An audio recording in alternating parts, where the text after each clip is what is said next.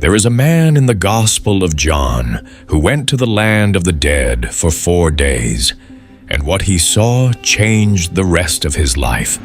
His name was Lazarus of Bethany, and he is the only person in all of written history who faced the terror of dying twice. But the question is, what did Lazarus see in those 4 days? Did he go to hell, or did he go to heaven? In this video, we will uncover every detail from the time Lazarus died to the time he came back to life, and what ancient history holds about what he saw. 4 days in the dark. John 11 records that a man named Lazarus, the brother of Mary and Martha, became sick and died in the town of Bethany, just 2 miles outside of Jerusalem. His sisters sent word to Jesus immediately, but Jesus did not come. He waited 2 full days before beginning the journey, and by the time he arrived, Lazarus had been in the tomb for 4 days. Meanwhile, in the Jewish understanding of that time, the soul of a dead person often hovers near the body for 3 days, but on the 4th day, when the face begins to change and the body begins to break down in a way that cannot be reversed, the soul finally accepts what has happened and departs fully into the world of the dead.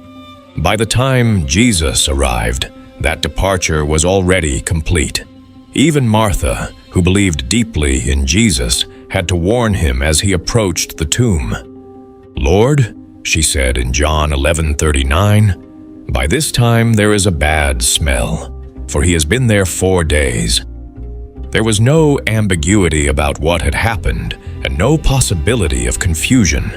Lazarus was gone, and he had been gone long enough for the whole town to know it. The voice that broke through. But what happened at the tomb of Lazarus was not a quiet, private moment between friends. It was a public event, with mourners gathered from Jerusalem, witnesses who had come to comfort Mary and Martha, people who would carry the story back to the city before sundown. John 11:43 records that Jesus stood before the sealed cave and called out in a loud voice, "Lazarus, come out!" And he did. He came out still wrapped in his burial cloths, his face covered, his hands and feet still bound in the linen strips that the family had tied around him before placing him in the tomb. He was alive, but he was still wearing death like a coat. John 11:44 records the short, astonishing instruction that followed. "Take off the grave clothes and let him go." This miracle was so enormous, so publicly undeniable, that it immediately triggered the political meeting recorded in John 11:47-53, where the chief priests and Pharisees gathered in an emergency council. They did not dispute that the miracle had happened. They could not because too many people had seen it with their own eyes. Instead, they made a decision that Jesus had to be stopped. And more than that, Lazarus himself had to be killed again because a living, breathing man who had spent 4 days in the realm of the dead was simply too dangerous to let walk around freely. John 12:10 records that the chief priests made plans to put Lazarus to death as well, because on account of him, many of the people were believing in Jesus. What Lazarus never said. Now here is the question that has haunted readers and scholars for 2,000 years. What did Lazarus see during those 4 days? What happened to him on the other side of death? The Gospel of John is completely silent, and there is not a single word, not one recorded sentence from Lazarus describing what he experienced. And that silence is one of the most remarkable and deeply unsettling things in all of Scripture. The ancient Eastern Christian traditions preserved a possible reason for that silence. They record that after his resurrection, Lazarus was never known to laugh or smile again. For the remaining 30 years of his life, he carried a permanent sadness, a weight that never lifted, a solemnity that people noticed and remembered. Historical records in the Eastern Church suggest he had seen something so disturbing in the world of the dead, specifically the condition of unredeemed souls waiting in the shadowy underworld called Sheol or Hades, that the sight of it permanently changed the way he looked at everything around him. There is only one recorded moment in 30 years when Lazarus broke that silence with something close to humor.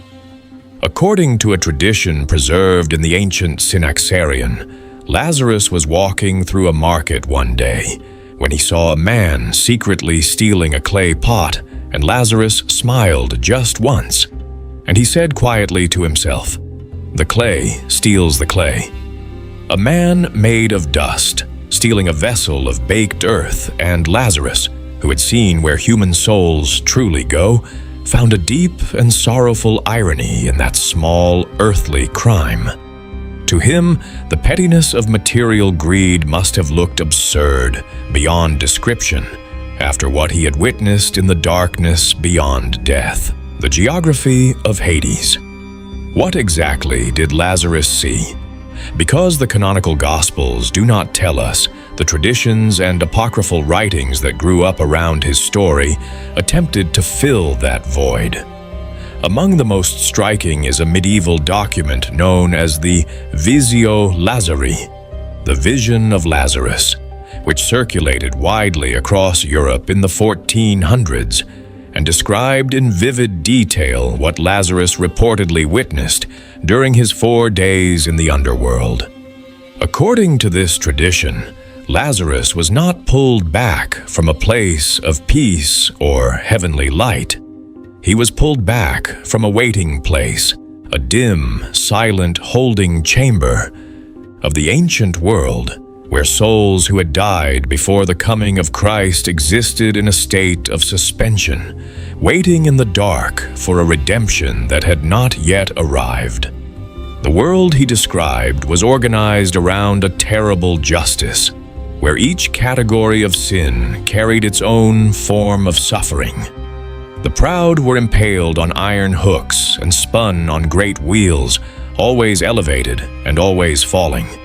The envious were submerged to the waist in frozen water, their bodies turning numb while cold winds pushed them deeper. The wrathful were carved apart on stone tables by unseen forces. The greedy were boiled in vats of melted gold and silver, the very metal they had loved so much in life, now burning through them without end. Lazarus was not suffering in this place. Instead, he was watching, but watching was enough. Seeing the total, absolute consequence of a life lived without God. Seeing it not as a story or a warning, but as a real geography he had physically passed through. That was enough to strip away every trace of ordinary human lightness from the man who came back. The taste of death. The ancient traditions also preserve something physical about Lazarus's experience, something that stayed with his body long after he had returned to the living world. Eastern records note that for the rest of his life, Lazarus had what the tradition calls a literal taste of the grave in his mouth, a persistent physical sensation of death and decay that he could not wash away. Some traditions suggest this is why he developed a specific preference for sweet, spiced foods. Eating them was not a mere habit or pleasure. It was a daily ritual of replacement, an attempt to cover over the bitterness that lingered in his body from the moment of his first dying. In Cyprus and Greece to this day, believers bake a traditional Lenten bread called Lazarakia on Lazarus Saturday. Small, sweet loaves shaped in the form of a man wrapped in a burial shroud. This practice reaches all the way back to the historical memory of what Lazarus needed to survive the second half of his life. He needed something sweet to remind him that death had been defeated, even when his own body would not let him forget what death felt like. There is something deeply human in that detail. A man who had crossed the border between the living and the dead, who had heard the voice of the Son of God call him back, who had been unbound at the mouth of a dark cave, and who still needed sweet bread every morning to make it through the day. Faith does not always erase the weight of what we have seen. Sometimes it simply gives us something to hold while we carry it. The man with two tombs. Lazarus did not stay in Bethany. The threat against his life was immediate and very real. So he fled with his sisters across the Mediterranean Sea and arrived on the island of Cyprus, in a city then known as Kition, the place that is called Larnaca today. There, the apostles Paul and Barnabas found him and appointed him as the first bishop of Kition, the shepherd of a new Christian community on an island far from the land where he had died and come back to life. He served that community for roughly 30 years. He lived quietly, pastored faithfully, and carried his strange and impossible history with him every single day.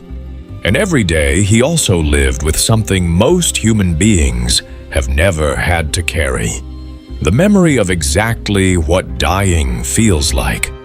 Every other person who has ever lived has entered death without knowing what to expect. Lazarus entered death for the second time, knowing every detail of the experience that awaited him. The ancient records suggest this fear, not of death itself, but of the process of dying, of undergoing it again, was the heaviest thing he bore during his years in Cyprus. He died peacefully around the year AD 63, approximately 30 years after his resurrection. And he was buried in Cyprus, in the same city where he had spent his second life. In the year AD 890, workers uncovering an old tomb in Larnaca found a marble box. When they opened it, there was an inscription carved into the stone in Greek. It read, "Lazarus of the 4 days, the friend of Christ." 900 years after his death, that was still how the world remembered him. They didn't remember him as a bishop, but as the man who had spent 4 days in the grave and come back as the personal friend of the one who called him out. What his story means for the living Lazarus is not simply a miracle in a footnote of Scripture. He is a living question that has never stopped asking itself across 20 centuries of human history. What did you see? What is on the other side of the door that every human being will one day walk through? Jesus said in John 11:25, "I am the resurrection and the life. Whoever believes in me, though he die, yet shall he live." He said those words to Martha, standing outside the tomb where her brother's body was already decomposing. The miracle that followed was not simply proof of divine power. It was a living demonstration that death does not have the final word. The door is still open, and the voice that called Lazarus out of his tomb has not grown quiet. If you are sincere, that same voice is still calling you out from any death system you have found yourself in. So, what do you think that Lazarus saw within those 4 days? Let's hear your thoughts in the comments section.